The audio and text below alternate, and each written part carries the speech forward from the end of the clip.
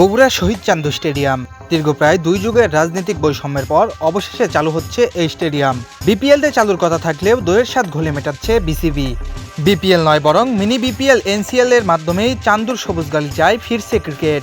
14 September বগুড়ায় অনুষ্ঠিত হবে এনসিএল টি20 ক্রিকেট টুর্নামেন্ট।